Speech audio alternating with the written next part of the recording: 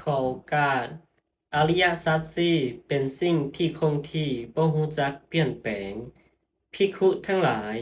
มีของสี่อย่างซึ่งคงที่บ่เปลี่ยนจากความคงที่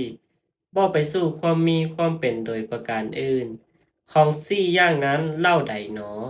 ของสี่อย่างนั้นคือความรู้ตามเป็นจริงว่านี้เป็นทุกข์นี้เป็นเหตุให้เกิดแห่งทุกข์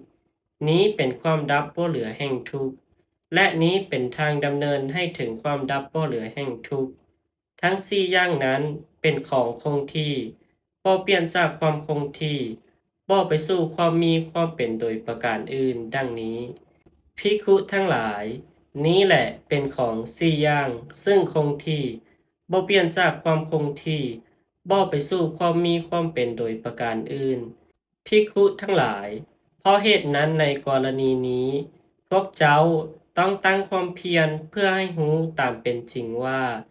นี้เป็นทุกข์นี้เป็นเหตุให้เกิดแห่งทุกข์นี้เป็นความดับบ่เหลือแห่งทุกข์และนี้เป็นทางดำเนินให้ถึงความดับบ่เหลือแห่งทุกข์ดังนี้เถิด